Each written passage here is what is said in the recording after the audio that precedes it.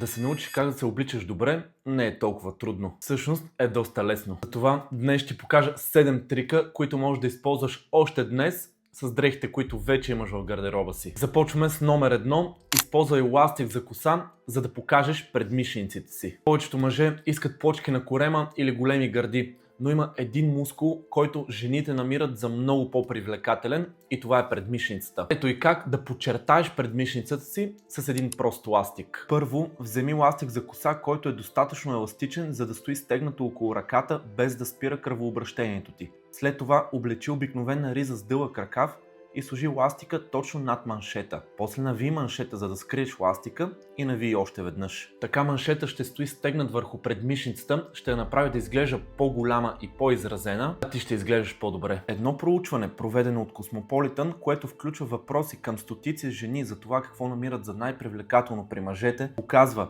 че една от най-харесваните части на тялото почти винаги са предмишниците. А това е само началото, защото има още 6 съвета, които ще ти дам за това как да се обличаш по-добре. И ги използвай веднага, щом приключиш с това видео, за да видиш резултат на момента. Номер 2. Използвай еластични връзки за обувките си. Понякога, за да изглеждаш по-елегантно, е нужно повече време, като например да си обуеш обувки или да завършиш връзките, а е много по-лесно просто да обуеш някои мартонки и да започне деня ти. Затова, за да направиш обличането си възможно най-лесно, използвай еластични връзки за обувки. Еластичните връзки изглеждат като обикновени, просто са направени от еластичен материал, който се разтяга повече. Влез в Temu или Shein и ще намериш такива за под 5 евро. След това смени старите връзки на обувките си с тях. А най-хубавото е, че никой няма да разбере разликата. Така много по-лесно обуваш обувките си и си готов да превземеш деня. Номер 3. Направи всяка една блуза твоят размер само с един гумен ластик. Когато едно худи ти стои широко в долната част на тялото, където няма ластик за стягане на талията, това разваля целия му вид. Изглежда ефтино,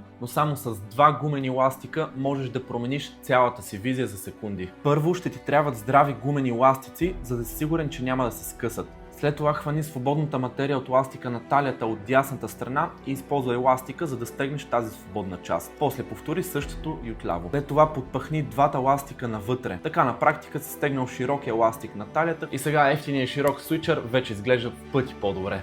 Само с този бърз и безплатен трик си направи пропорциите на тялото си в пъти по-добре, защото така си скъсил горната част на тялото и си удължил краката, което визуално те прави да изглеждаш по-висок. Номер 4. Изгради перфектната колекция от обувки, без да даваш много пари. Има 3 основни вида обувки, които всеки мъж трябва да има в гардероба си. Туши, официални обувки и маратонки. Обувките, които носиш, изпращат конкретни сигнали на хората за това кой си ти. По време на проучване, публикувано от ResearchGate, изследователи са събрали голяма група и ги накарали да оценяват личност, статус и богатство само по обувките на човека, възприемани като по-успешни или по-богати. Това ето ти 3 задължителни вида обувки, които трябва да имаш в гардероба си. Първият чифт са високите боти или кубинки. Всеки път, когато носиш бутуши, ще бъдеш възприеман като по-мъжествен и по-привлекателен, защото те се свързват с тежък труд и физическа работа. Заложи на естествената кожа, защото при тях с времето се създават уникални гънки по кръка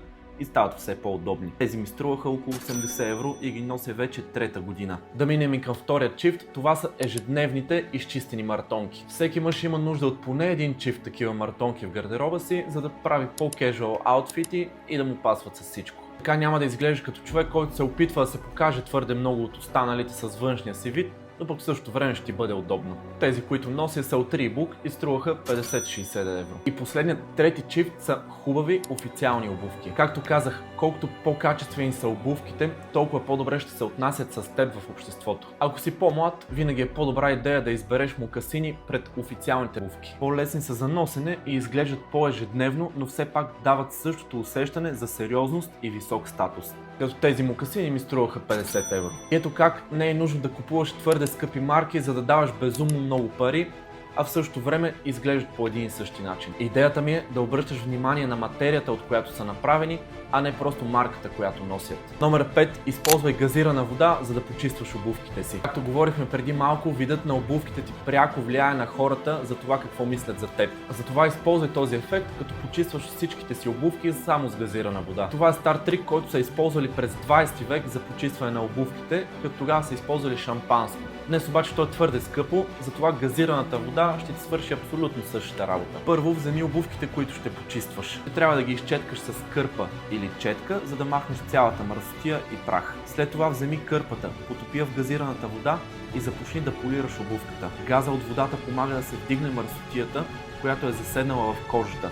Когато си готов, направи финално полиране с малко кокосово масло или капка зехтин, каквото имаш в кухнята. И веднага ще забележиш разликата преди и след. Но много важно уточнение. Трябва да използваш този трик само единствено при кожените обувки. Номер 6. Направи размера на ръцете си двойно само с един кламер. Всички знаем, че жените харесват мъже с големи ръце. Но с този лесен трик ще ти покажа как визуално да направиш ръцете си да изглеждат по-големи, дори без да стъпваш в фитнеса. За да удвоиш визуално размера на ръцете си, ще ти трябва просто кламер. Вземи която и да е тениска, която ти е малко по-широка в ръкавите. Обърни тениската наобратно, вземи кламера и захвани част от плътта на ръкава. След като го закрепиш с кламера, върни тениската в началната й позиция и я обличи както обикновено. И така, просто си стегнал ръкава с кламер, а ръката визуално изглежда по-голяма. И номер 7. Как да махнеш лошите миризми от обувките си само с пакетче зелен чай. Представи, че се насреща с момиче и накрая стигате до това да влезеш от тях. Естествено събудаш си обувките, когато влезеш. После тя усеща миризмата.